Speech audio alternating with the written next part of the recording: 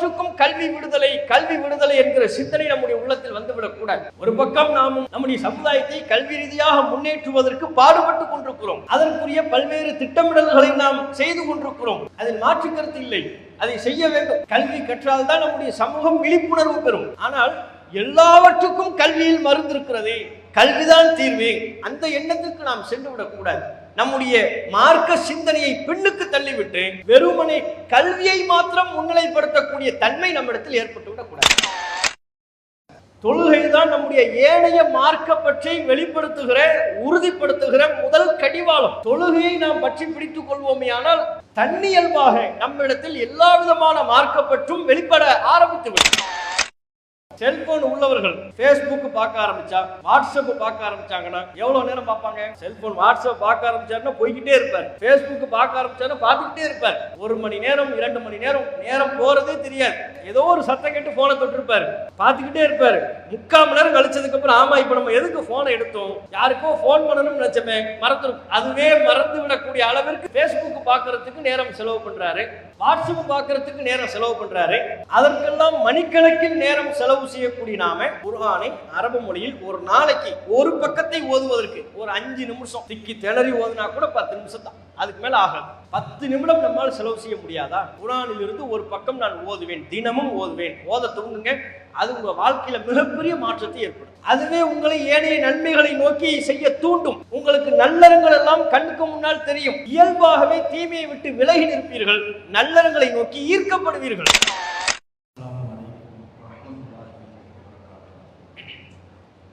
அன்புக்குரிய சகோதரர்களே, தமிழ்நாடு தௌஹீத் ஜமாத்தின் சார்பாக முன்மாதிரி முஸ்லிம் இளைஞர்கள் என்கிற தலைப்பில் 4 மாத கால பிரச்சாரத்தினை தொடர்ச்சியாக செய்து வருகிறோம். இதில் இளைஞர்கள் தொடர்பான பல்வேறு தலைப்புகள், கலந்துரையாடல், இது போன்று இளைஞர்களின் தரப்பிலிருந்து கருத்துக்களை பெறுவது, ஆலோசனைகளை பெறுவது, அதனை அடுத்தடுத்த காலகட்டங்களிலே செயல்படுத்த முனைவது போன்ற பல்வேறு செயல் திட்டங்கள் இந்த 4 மாத கால செயல் திட்டத்தில் உள்ளடங்கி இருக்கிறது. இதில் பிரதானமாக நாம் என்ன புரிந்து கொள்ள வேண்டும் என்றால், இந்த உலகத்தில் நாம் வாழ்கின்ற பொழுது நமக்கு பொருளாதாரம் தேவைப்படுகிறது. அந்த பொருளாதாரத்தை திரட்டுவதற்கு கல்வி தேவைப்படுகிறது. கல்வியின் மூலமாகத்தான் நமக்கான அதிகாரத்தை பெற இயலும், நமக்கான உரிமையை பெற இயலும். குறைந்தபட்சம் நமக்கு இழைக்கப்படுகிற அநியாயங்களை தட்டி கேட்க முடியும். இதை நாம் நன்றாக புரிந்து வைத்திருக்கிறோம். நாம் அனைவரும் கல்வியினுடைய அவசியத்தை உணர்ந்து வைத்திருக்கிறோம். ஆனால் ஒன்றை நாம் மறந்துவிடக்கூடாது. இந்த உலகத்தில் பல்வேறு நன்மைகளை பெறுவதற்கு நமக்கு கல்வி முக்கியம், மாற்று கருத்து இல்லை.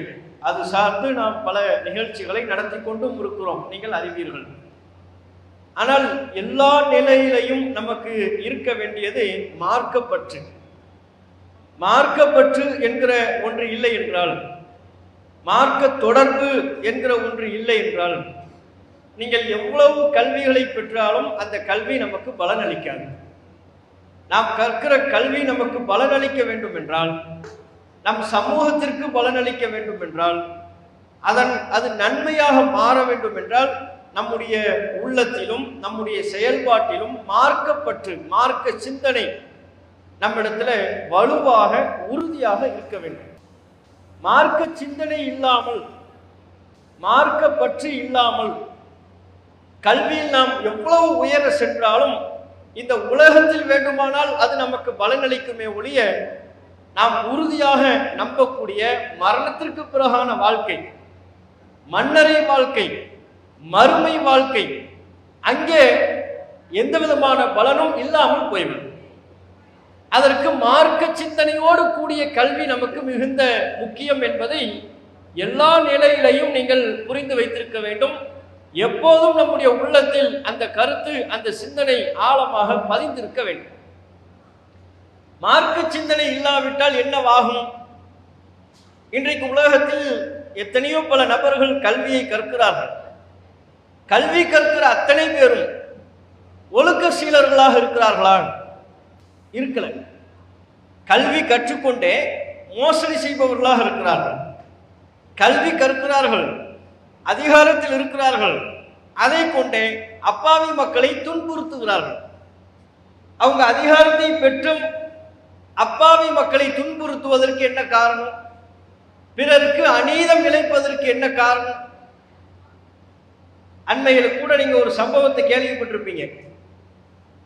அஜித் குமார் என்கிற ஒரு இளைஞர் கோவில் காவலர். அவர் கோவில் காவலாளியாக வேலை பார்த்தார்.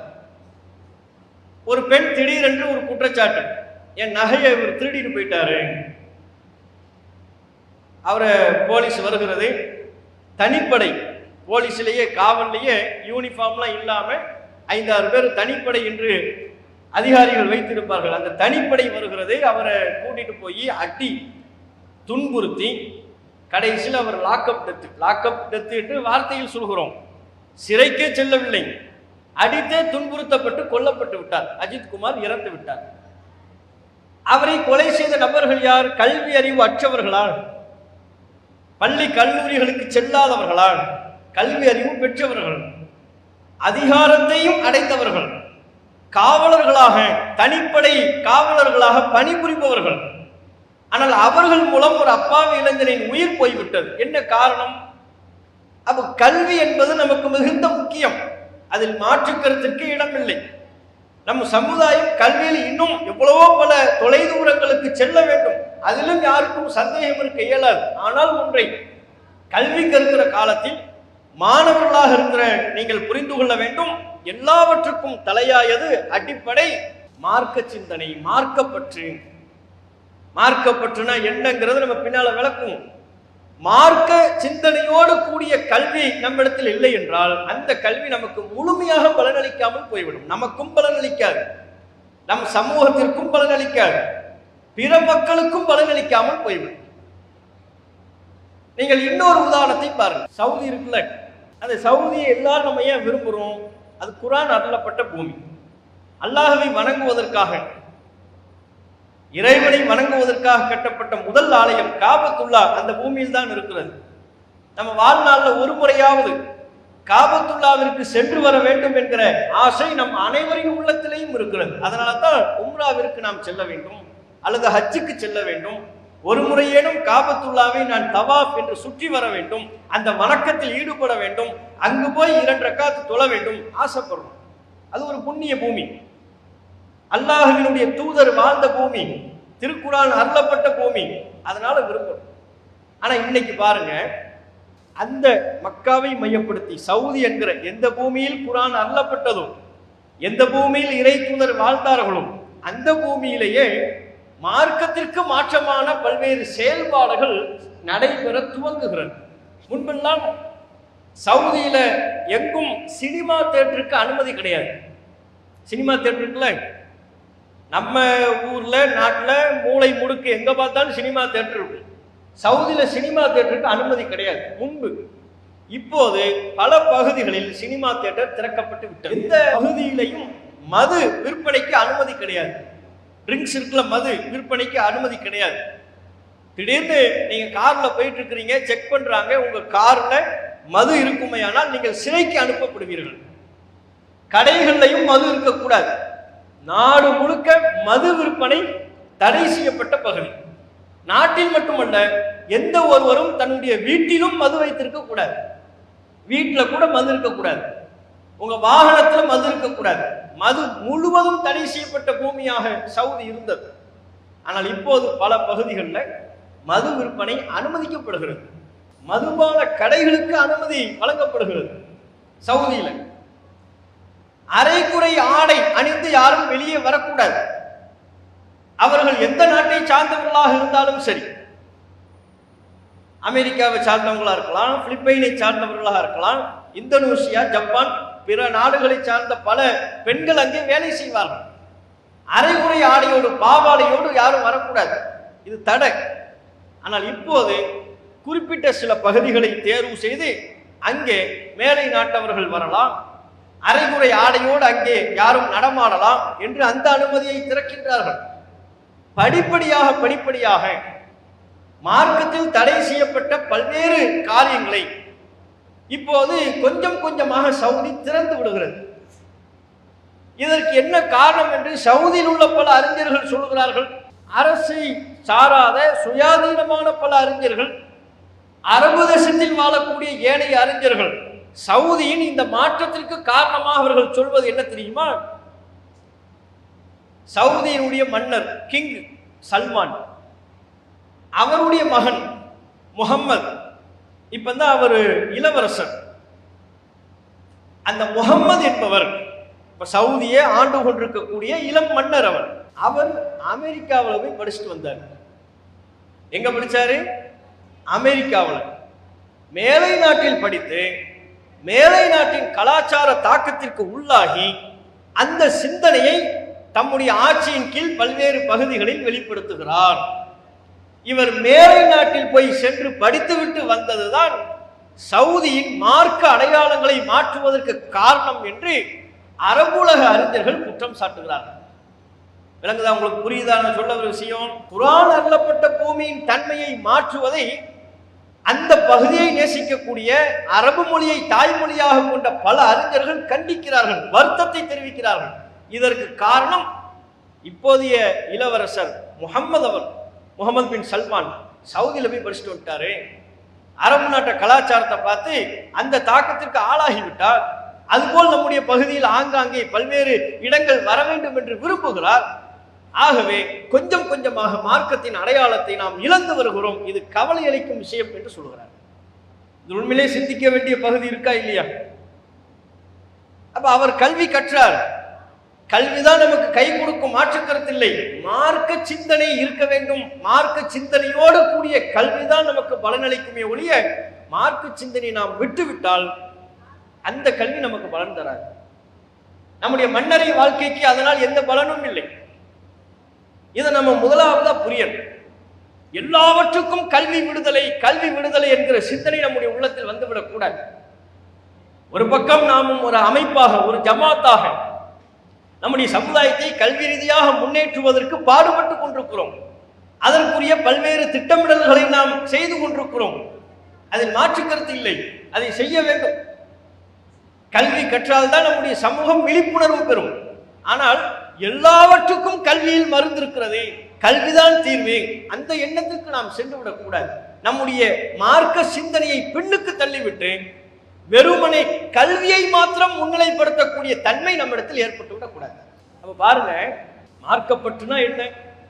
நன்மையான காரியங்களை நேசிப்பது, தீமையை வெறுப்பது, தீமையிலிருந்து விலகி நிற்பது.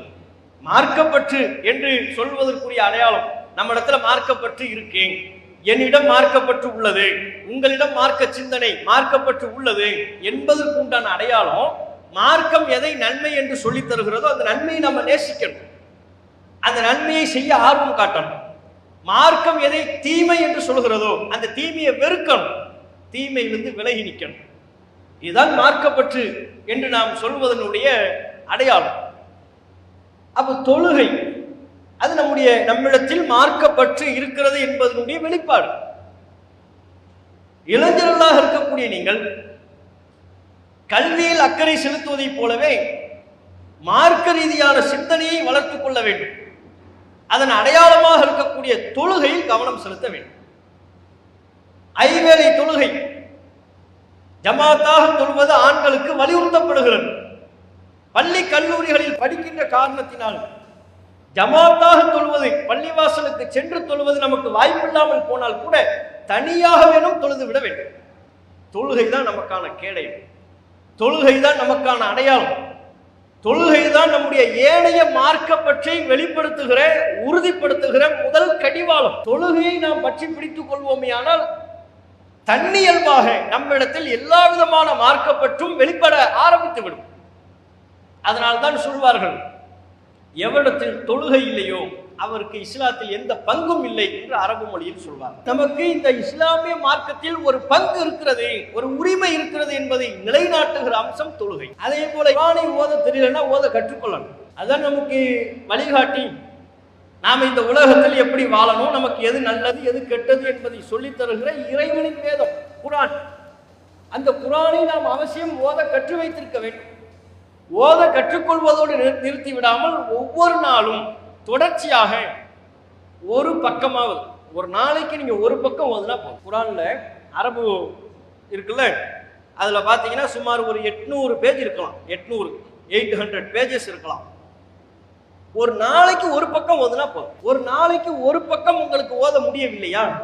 ஒரு நாளைக்கு ஒரு பக்கம் ஓதுறதுக்கு நேரம் எவ்வளவு நேரம் ஆயிரும் சொல்லுங்க பாப்போம். ஒரு நாளைக்கு குர்ஆன்ல அரபி ஒரு பக்கம் ஓதுவதற்கு எவ்வளவு நேரம் ஆகும்? 5 நிமிஷம்.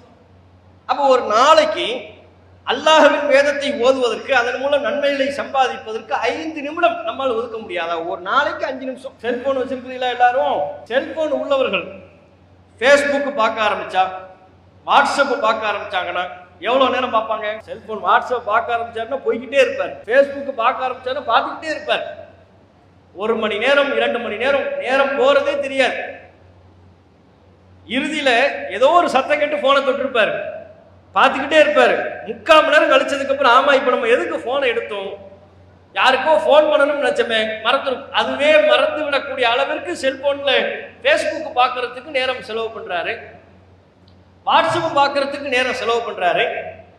அதற்கெல்லாம் மணிக்கணக்கில் நேரம் செலவு செய்யக்கூடிய நாம குர்ஆனை அரபு மொழியில் ஒரு நாளைக்கு ஒரு பக்கத்தை ஓதுவதற்கு ஒரு 5 நிமிஷம், அதிகபட்சம் 10 நிமிடம் வைங்க.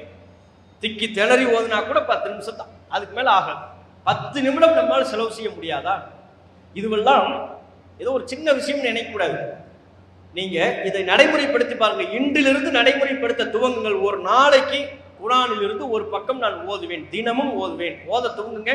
அது உங்க வாழ்க்கையில மிகப்பெரிய மாற்றத்தை ஏற்படும். அதுவே உங்களை ஏனைய நன்மைகளை நோக்கி செய்ய தூண்டும். உங்களுக்கு நல்லறங்கள் எல்லாம் கண்ணுக்கு முன்னால் தெரியும். குர்ஆன் தொடர்பு இருக்கின்ற பொழுது தீமைகளை விட்டு நீங்கள் ஒதுங்கி இருப்பீர்கள். இயல்பாகவே தீமையை விட்டு விலகி நிற்பீர்கள். நல்லறங்களை நோக்கி ஈர்க்கப்படுவீர்கள்.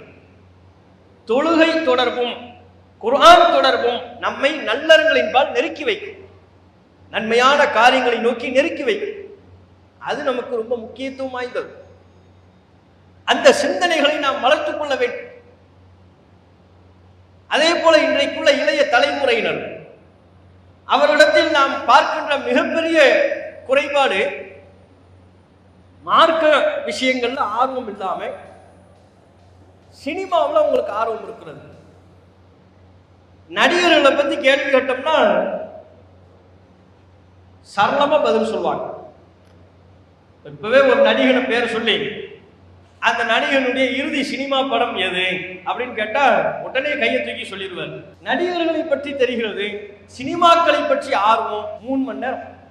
அது எங்க போய் பார்ப்பாங்க? Cinema theatre. மெனக்கெட்டு செலவு பண்ணி வேகாத வெயில கியூல நின்று அடிச்சு புடிச்சு உள்ளுக்குள்ள போய் இருட்டு குகைக்குள்ள உட்கார்ந்துட்டு இருக்கிறான். இருட்டா இருக்கும். 3 மணி நேரம் 3 மணி நேரம் சினிமா படத்தை பார்த்துட்டு திரும்ப வர்றான். ஒட்டு மொத்தமா பாத்தீங்கன்னா அவனுக்கு ஒரு 5 மணி நேரம், ஒரு சினிமா படம் பார்க்க போனா 5 மணி நேரம் அவனுக்கு போயிடும். அப்ப 5 மணி நேரம் செலவு பண்ணி அவன் வீட்டில இருந்து கிளம்புறான். குர்ஆனை ஓதுவதற்கு நீங்கள் எங்கிருந்தும் கிளம்ப வேண்டிய அவசியம் இல்லை. வீட்டுக்குள்ள நீங்க உட்கார்ந்து இருக்கிற இடத்திலேயே ஓதிடலாம். ஆனால் சினிமா படம் பார்ப்பதற்கு வீட்டில இருந்து கிளம்புறான். இருட்டு கோகைக்குள்ளத்தான் நான் போவேங்கிறான். அந்த கோகையை தேர்வு செய்யலாம் பாருங்க. அவ்வளவு இருட்டா இருக்கு. அங்க படம் பார்க்கறது அவனுடைய கிறுக்குத்தனத்திற்கு நன்றாக இருக்கிறது. சத்தம் போடுறது, விசில் அடிக்கிறது, பேப்பரை கிழிக்கிறது, டான்ஸ் ஆடுறது, எல்லா அக்கிரம செயல்களையும் எல்லா சமூகத்தவர்களும் ஈடுபடுவதை போல நம் சமுதாயத்தை சார்ந்த இளைஞர்களும் ஈடுபடுகிறார்கள். 5 மணி நேரம் சினிமாவுக்கு செலவு பண்ண முடியுது. பல மணி நேரம் அந்த சினிமா பார்ப்பதற்காக காத்திருக்க முடிகிறது. பள்ளிவாசலுக்கு வர முடியாதா? ஐவேளை தொழுகைக்கு நேரம் ஒதுக்க முடியாதா? குர்ஆனை ஓதுவதற்கு நேரம் ஒதுக்க முடியாதா? யோசித்து பாருங்கள். அப்ப இவர்களுடைய ஆர்வம் எதுல இருக்கிறது? சினிமா படம் பார்க்கறதுன்னா ஆர்வம், சினிமா படத்தை பத்தி பேசுறதுன்னா ஆர்வம், மார்க்கத்தை பற்றி பேசுவது, குர்ஆனை பற்றி பேசுவது, இன்றைய காலத்துல உள்ள இஸ்லாமிய இளைஞருக்கு எந்த நபித்தோழர்களின் வரலாறாவது தெரியுமா? முழுமையா தெரியுமா? முழுமையா ஒரு சஹாபியின் வரலாற்றையாவது முழுசா படிச்சிருக்கிறோமா? அபூபக்கரின் வரலாற்றை நான் படித்து விட்டேன், உமர் அவர்களின் வரலாற்றை நான் படித்து விட்டேன், அலி அவர்களின் வரலாற்றை படித்து விட்டேன், உஸ்மான் அவர்களின் வரலாற்றை படித்து விட்டேன், இது அல்லாத இன்னும் பல நபித்தோழர்களை பற்றி எனக்கு தெரியும், சொல்ல முடியுமா? நாம் உயிரை விட மேலாக நேசிக்கின்ற நபிகள் நாயகம் ஸல்லல்லாஹு அலைஹி வஸல்லம் அவர்களின் வரலாற்றை படித்து விட்டோமா? ரசூலுல்லாஹ்வுடைய வரலாறை படிச்சிட்டோமா? நபிகள் நாயகத்துடைய வரலாறு கூட அவர் பிறந்ததிலிருந்து என்னங்கிறது வேண்டாம்.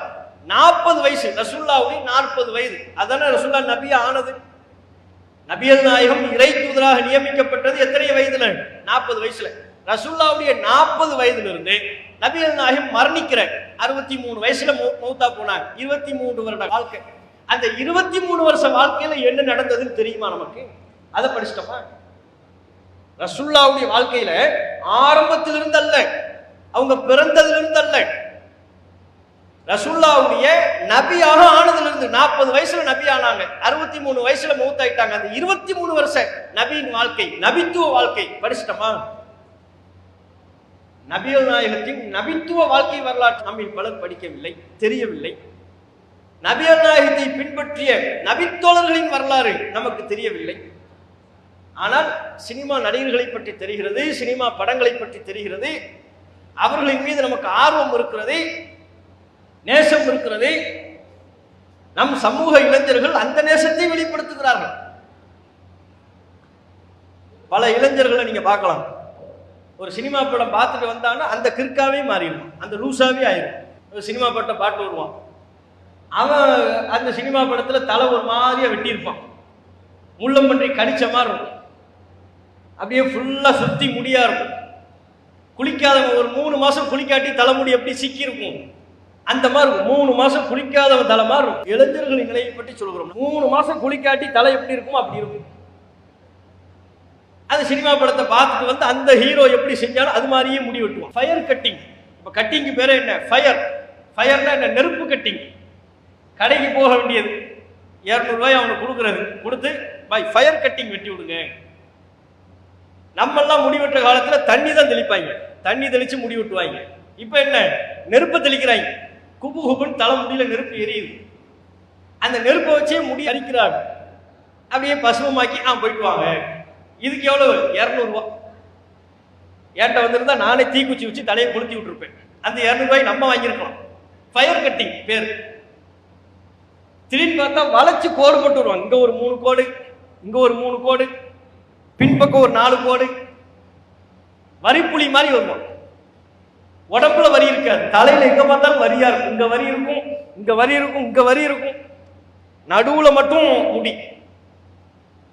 இன்னும் சில பேர் தூரத்துல இருந்து பார்த்தோம்னா அவன் தலையில அணில் நிக்குதுன்னே நம்ம நினைப்போம். இப்படி கட்டிங் அப்படி மேலே ஏத்திடுவான், ஸ்பைக். அதுக்கு பேர் முடி அப்படி தூக்கிடுவாங்க, மேல் நோக்கி வானத்தை நோக்கி தூக்கி ஒரு பிரமிடு மாதிரி செதுக்கி முடியை வெட்டிடுவாங்க. அது கலர் அடிச்சு விடுறது. நல்லா இருக்கிற முடிக்கு கலரு, சிவப்பு கலரு, கலர் கலரா பல கலர்கள், முடிக்கே பல கலர் பூசக்கூடிய அளவு. அது என்ன? வெள்ளை முடிக்கு இல்லை, வெள்ளை முடிக்கு கலர் போட்டா கூட நியாயம், கருப்பு போடக்கூடாது, மார்க்கம் தடுக்குது. ஒருத்தருக்கு வெள்ளை முடி இருக்குன்னா அவர் கலர் பூசலாம், தப்பில்லை. ஆனா அந்த கலர் கருப்பு கலரா இருக்கக்கூடாது. கருப்பு கலரை தவிர்த்து ஏனைய கலர் பூசலாம் வெள்ளை முடிக்கு. இவன் நல்லா தான் இருக்குது முடி, இதை போய் செம்மட்ட கலர்ல ஆக்கிட்டு வரோம், பெயிண்ட் அடிச்சுட்டு வரோம். இது எல்லாமே எதனுடைய தாக்கம்? நம் சமூக இளைஞர்களும் இத்தகைய சீரழிவில் சிக்கி கொண்டிருக்கிறார்கள் என்றால் இது எதனுடைய தாக்கம்? திடீர்னு பார்த்தா கையில் ஒரு பெரிய கயிறு கட்டியிருப்பார். இப்படி எப்படியும் அதை வச்சு இங்கிருந்து அங்க வரையும் லைன் கொடுத்துடலாம். அவன் கையில் உள்ள கயிறு அவுத்துட்டோம் வைங்க, இங்க ஆரம்பிச்சு அங்க வரையும் ஒரு கொடியை கட்டி அவங்க வீட்டில் உள்ள அம்மா அக்காட்ட சொல்லி அவங்க துணியை காய போடலாம். அந்த அளவுக்கு பெரிய கயிறு கையில கட்டியிருப்பான். கேட்டேன், அந்த சினிமா நடிகன் கட்டியிருந்தான், திடீர்னு இங்க கட்டிட்டு வருவான், திடீர்னு இங்க கட்டிட்டு வருவான். லூசு தானே, சினிமாவை பார்த்து பார்த்து லூஸ் ஆயிடும். பேண்ட் போடுறான், பேண்ட் எப்படி போட்டிருப்பாங்க? இங்க கிழிஞ்சிருக்கு, முட்டுக்கால்ல இங்க கிழிச்சு விடுறாங்க, இப்படி இந்த பக்கமும் கிழிஞ்சிருக்கு. சில பேர் பின்பகுதியில் வேற கிழிஞ்சிருக்கு.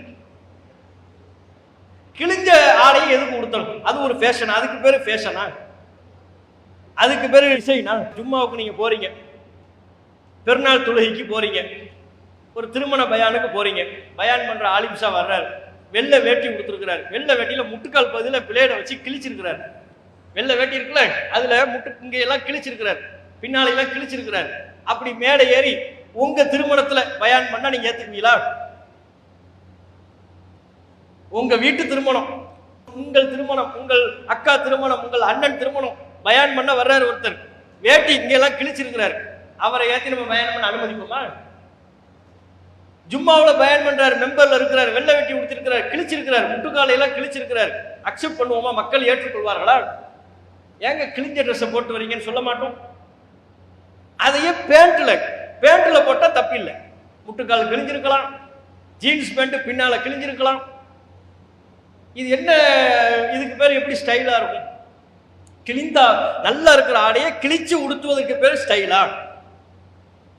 அது ஸ்டைல் என்று எது கற்பிக்கிறது? சினிமா கற்பிக்கிறது. சினிமா இதான் ஸ்டைலு, இதான் இப்போதைய ட்ரெண்டு. இதையெல்லாம் நம்ம தப்புன்னு சொன்னோம்னா உங்களுக்கு இன்னைக்கு உள்ள ட்ரெண்டே தெரியல. இன்னைக்கு ட்ரெண்ட்ல தலைமுடி ஃபயர், நெருப்பு வச்சுதான் முடி வெட்டணும், ஃபயர் கட்டிங் தான் பண்ணணும், அதான் இப்போதைய ட்ரெண்டு அப்படிங்கிறாங்க. நம்ம சமூகத்தை சார்ந்தவர்கள் தம்முடைய பெயரையே அந்த சினிமா நடிகன் பேரோட சேர்த்து மாத்திடுறோம். அடங்காத ரஜினி குரூப்ஸ் இதெல்லாம் அந்த காலத்துல. இப்ப என்ன, அஜித் விஜய், விஜய்க்கு ஒரு புது படம் வந்துச்சுன்னு வைங்க, அந்த படத்தினுடைய பேரோட சேர்த்து இந்த படம் 100 நாட்களை கடந்து வெற்றி வாகை சூட மனதார நாங்கள் வாழ்த்துகிறோம். யார்ப்பா வாழ்த்துறது? யாரு? விஜய் முகமது. விஜய் முகமதா? அது யாருப்பா? அது அவர் முகமது, அவர் விஜய் பேரை தன்னோட சேர்த்துக்கிட்டார், விஜய் முகமது. அந்த பக்கம் யாருப்பா? அது அஜித் படம் வந்துச்சுன்னு வைங்க, இந்த படம் அந்த படத்தை விட வெற்றி வாகை சூட 1000 கோடியை வசூலிக்க மனதார வாழ்த்துகிறோம். வாழ்த்துறது யாரு? அஜித் அப்துல்லா. இந்த பக்கம் ஒரு ஷைத்தான் விஜய் முகமதுங்கிறான், அந்த பக்கம் ஒரு இப்லீஸ் அஜித் அப்துல்லாங்கிறான். இருக்கா இல்லையா? கடைசியில் 2 பேரும் சண்டை போடுவாங்க. என் தலைவன் படம் தாண்டா ஓடிச்சு.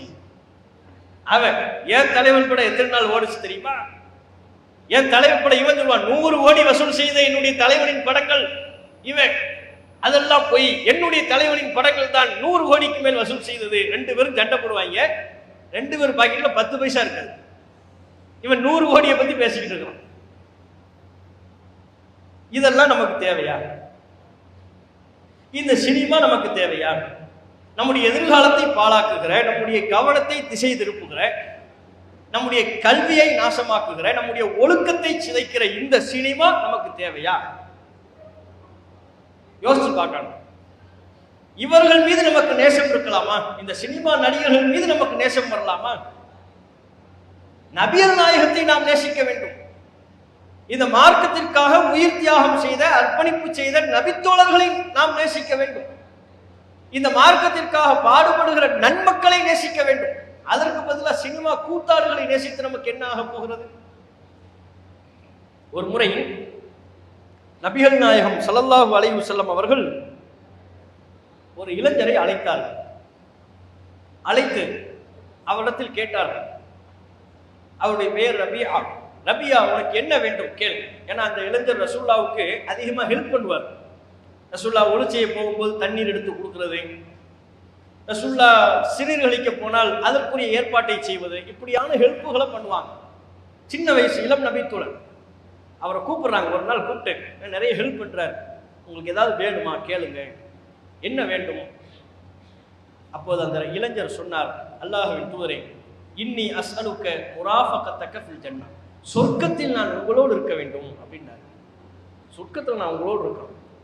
இந்த உலகத்தில் நான் உங்களோடு இருந்தேன், இந்த உலகத்தில் உங்களுடைய நெருக்கத்தை நான் பெற்றிருக்கிறேன். சின்ன வயசு என்ன வேணும் ரசூலுல்லாஹ் கேட்கும் போது அவர் தாமதமின்றி சொல்கிறார், சொர்க்கத்தில் நான் உங்களோடு இருக்க வேண்டும்.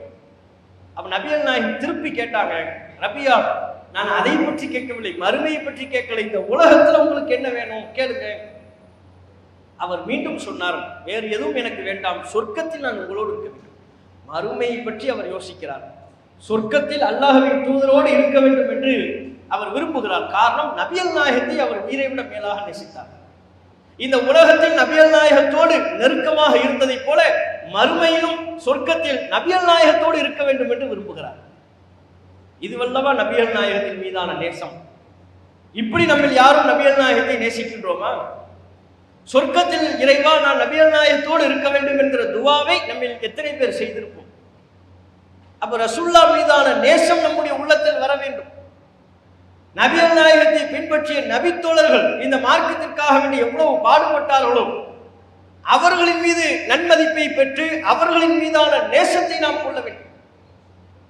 அதெல்லாம் எப்போ வரும்? ரசூல்லா மேல நேசம் உங்களுக்கு எப்போ வரும்?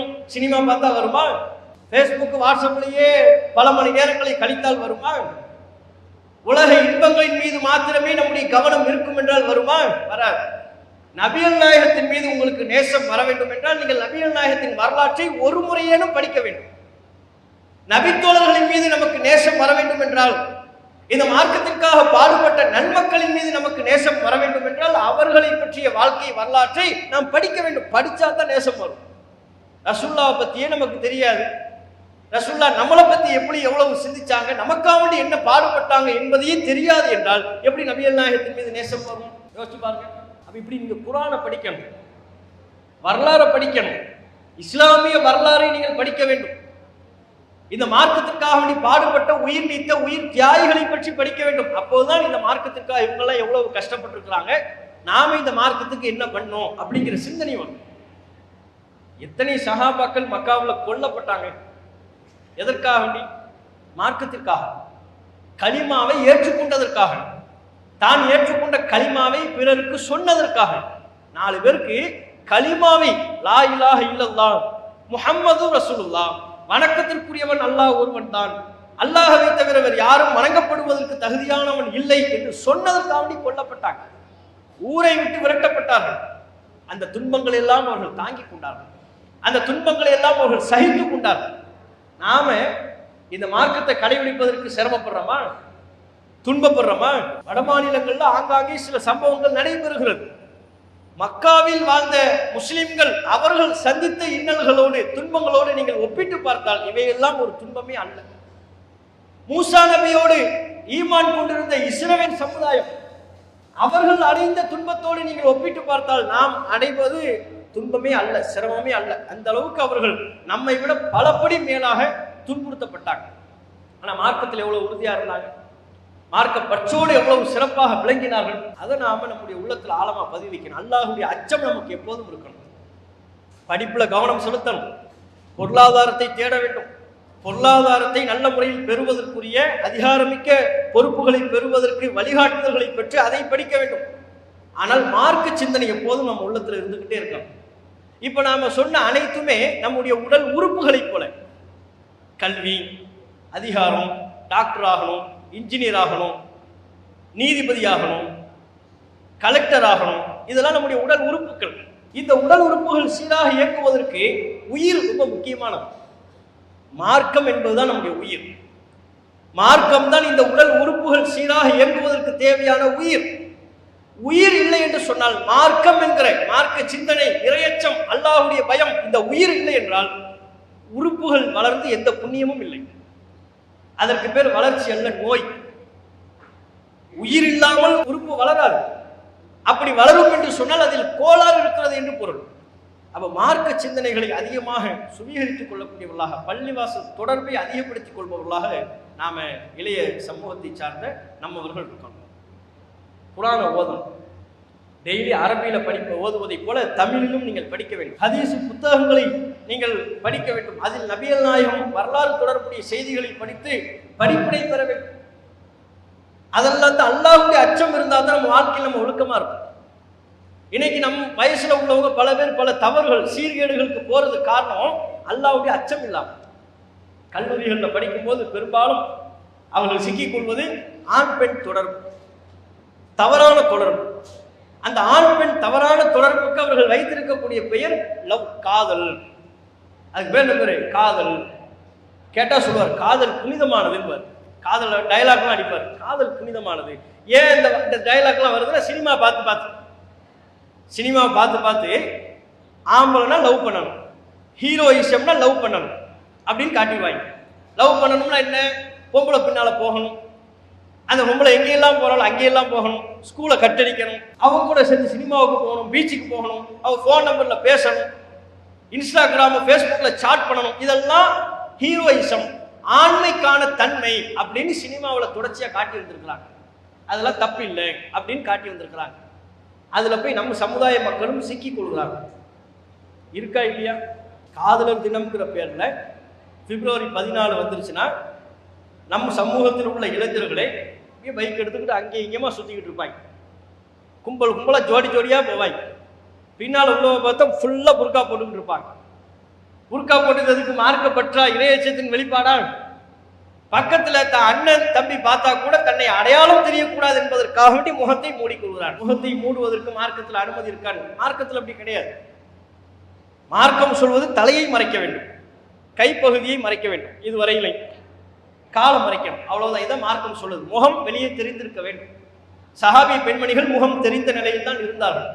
முகம் தெரிகிறது தான் நமக்கு நல்லது, இந்நாளுன்னு தெரியும்.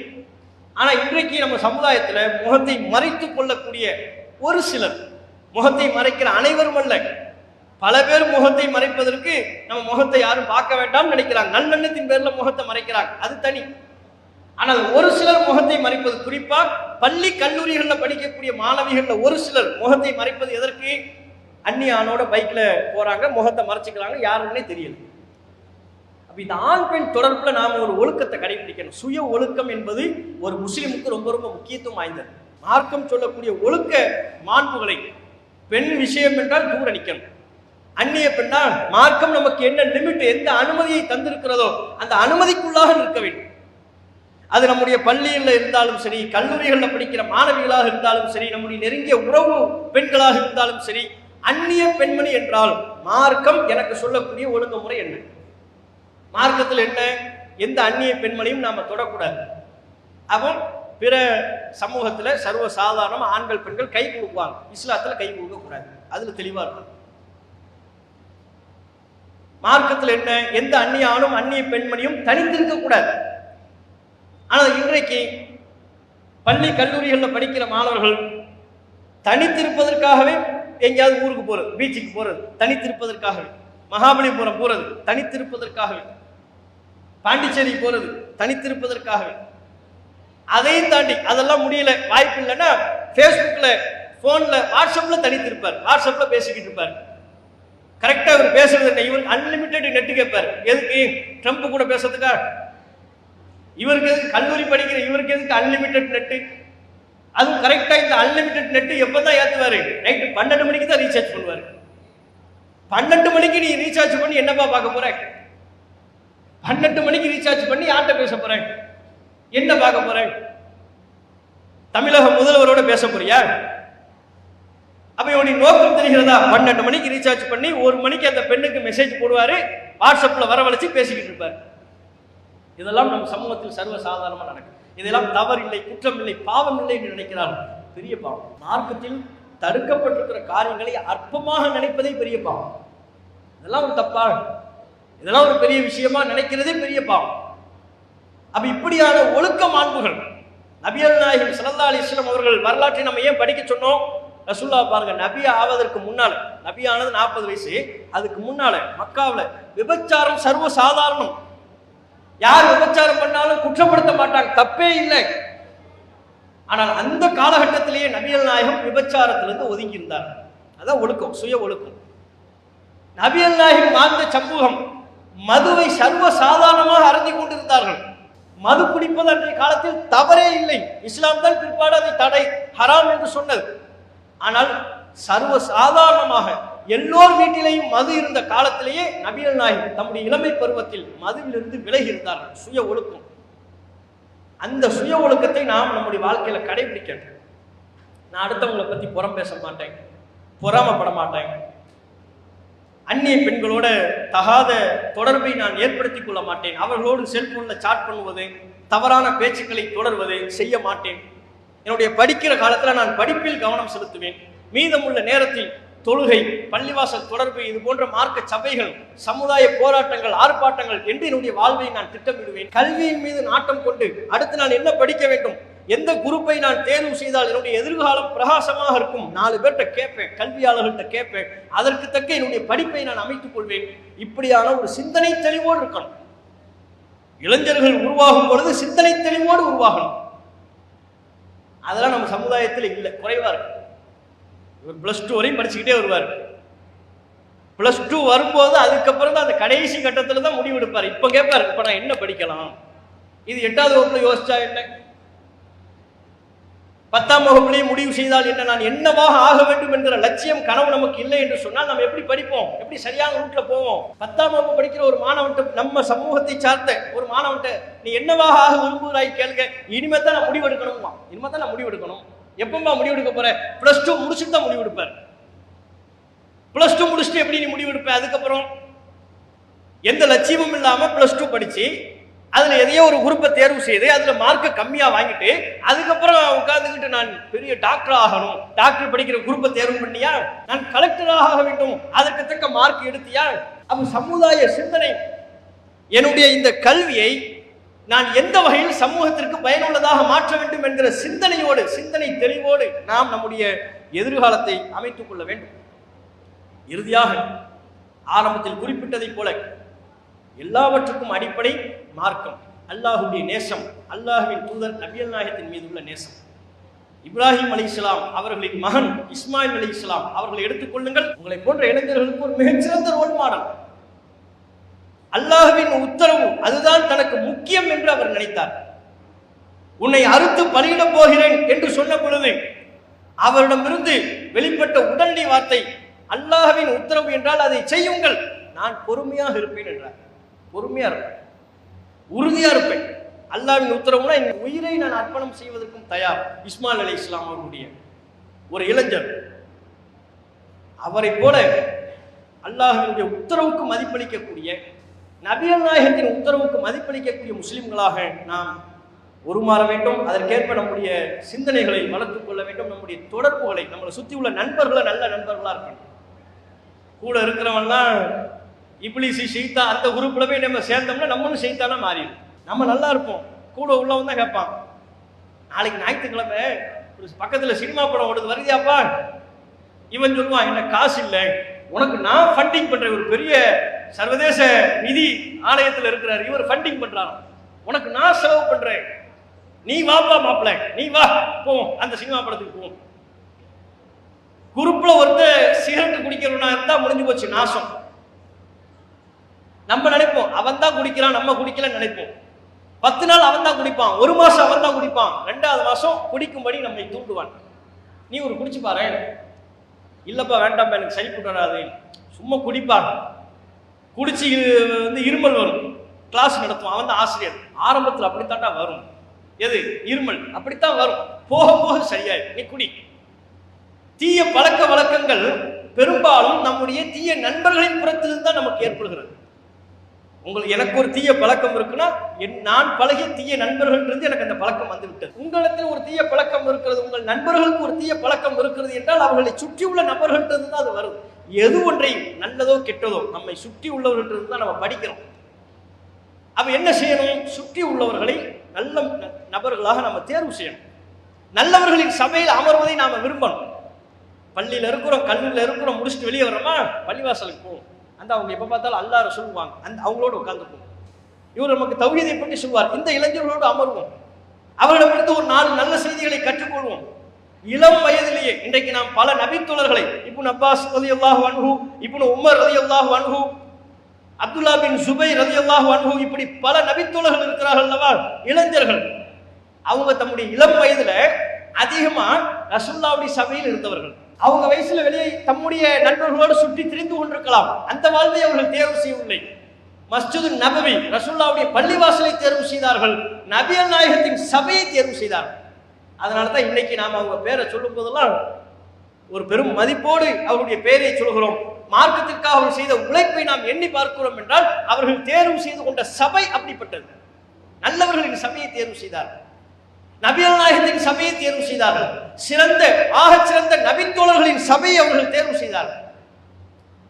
நாம இன்னைக்கு நபிகள் நாயகம் இல்லை, நபித்தோழர்கள் இல்லை, நம்ம யாரை நம்மை விட சிறந்தவரா யாரை பார்க்கணும்? இவர் தொழுகையாளி, அவரோட நான் இருப்பேன். என்னிடத்தில் சில தொழுகை குறைபாடு இருக்கலாம், அவரோடு நான் பழகும் பொழுது அந்த பண்பு என்னிடத்தில் வந்து விடாதா எதிர்பார்க்கணும். இவர் உண்மையாளர், பொய் பேச மாட்டார், அடுத்தவரை பற்றி புறம் பேச மாட்டார், ஆகவே நான் இவரோடு பழகுவேன். என்ன காரணம்? அவருடைய உண்மை, அவருடைய அந்த சிறந்த குணம் என்னிடத்தில் ஒட்டி கொள்ளாதா அந்த விருப்பத்தோடு நல்ல நண்பர்களை நாம் தேர்வு செய்ய வேண்டும். நாமும் நல்லவர்களாக இருந்தால் தான் நம்மை நண்பர்களாக தேர்வு செய்வார்கள். இதை புரிந்து கொண்டு மார்க்க சிந்தனையோடு வளரக்கூடிய நன்மக்களாக அல்லாஹ் ரப்பல் ஆலமீன் நம் அனைவரையும் ஆக்கி அருள் புரிவானாக என்று கேட்டு என்னுடைய உரையை நிறைவு செய்து கொள்கிறேன். அஸ்ஸலாமு அலைக்கும் வரஹ்மத்துல்லாஹி வபரகாத்துஹு. அல்லாஹு அக்பர், அல்லாஹு அக்பர்.